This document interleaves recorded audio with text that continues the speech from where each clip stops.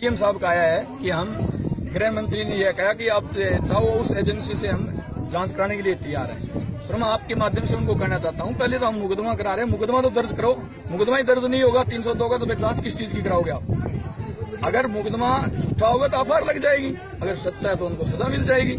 इसके साथ साथ आप देख लो, सर्जिकल स्ट्राइक हुई देश में, उसका वीडियो सार्वजनिक कर दिया गया।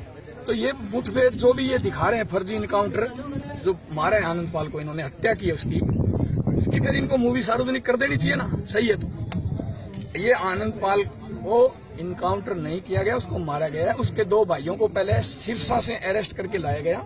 उन 2 भाइयों को सामने खड़ा करके आनंद पाल को ये कहा गया कि हम इन दोनों को मारेंगे वरना तू सिलेंडर कर। आनंद पाल ने सिलेंडर किया है, उसके बाद उसकी हत्या हुई है। मैं आपके माध्यम से इन सरकारों से पूछना चाहता हूं, पुलिस ही मुकदमा दर्ज कर रही है, पुलिस ही इनाम घोषित कर रही है, पुलिस ही गैंगस्टर बना रही है, फिर कोर्ट का क्या काम है इस देश में? फिर कोर्ट का क्या काम है? वो कोई सजा याफ्ता मुलजिम था क्या? जब 300 कत्ल की हुई फुलन को आप सिलेंडर करा सकते हो, मुख्य धारा में लेके आ सकते हो, डाकू मोहर सिंह को लेके आ सकते हो, ऐसे हजारों उदाहरण है, तो आनंद पाल को क्यों नहीं? उसकी मां ने अपील की थी, उनके वकील ने अपील की थी, राज्यपाल तक उनके वकील गए कि हमारी गारंटी ली जाए सुरक्षा की, आनंद पाल सिलेंडर करने के लिए तैयार है। सुरक्षा जेल के अंदर जिसको मारने के लिए हथियार भेज दिए गए हों, और उन डीआईजी दिलीप जाखड़ के खिलाफ कार्रवाई हुई, सुप्रीटेंडेंट के खिलाफ कार्रवाई हुई, जो जेल में हौलदार और सिपाही थे जिनकी ड्यूटियां थी, हथियार अंदर कैसे पहुंचे वहां तो कहते हैं ना, सुई नहीं पहुंचती। जो आदमी जेल में सुरक्षित नहीं है वो क्राइम करने के लिए फरार नहीं हुआ, वो जान बचाने के लिए फरार हुआ था।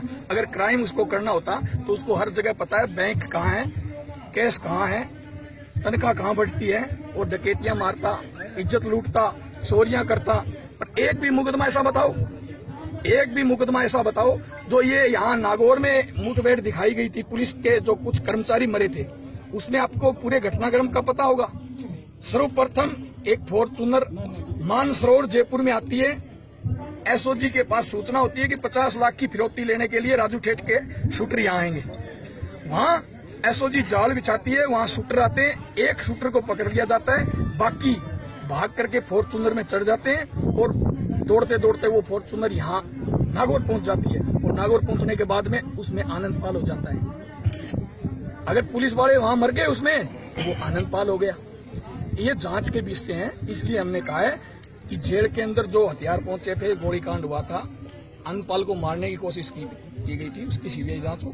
उसके बहनोई पे एनडीपीएस का झूठा मुकदमा लगाया, उसकी सीबीआई जांच हो। उसकी बच्ची है, उनके परिवारजन हैं, उनके रिश्तेदार हैं, उन पर क्या आगे का कदम क्या रहेगा? आनंद पाल जी का जो सब बॉडी पड़ी है उसका डिस्पोजल कब तक होने की संभावना, आपका क्या कदम है? हमारा तो ये अनिश्चितकालीन है, अनिश्चितकालीन धरना है हुक्म, चाहे हमें 20 दिन लगे चाहे 10 लगे, जब तक सरकार हमें लिखित में आश्वासन नहीं देगी, क्योंकि ये सरकार बार बार पलटी मारती है। चतुर सिंह हत्याकांड में भी आपको पता होगा, सरकार ने हाँ भर के फिर नाट की, आज तक उसमें सीबीआई जांच नहीं थी। तो ऐसे ही सरकार ये पलटी मारती है, इसलिए सरकार पे विश्वास नहीं है और सरकार विश्वास के लायक भी नहीं है। मैं सुखदेव सिंह भोगामेड़ी, श्री राष्ट्रीय राजपूत कमीशन राष्ट्रीय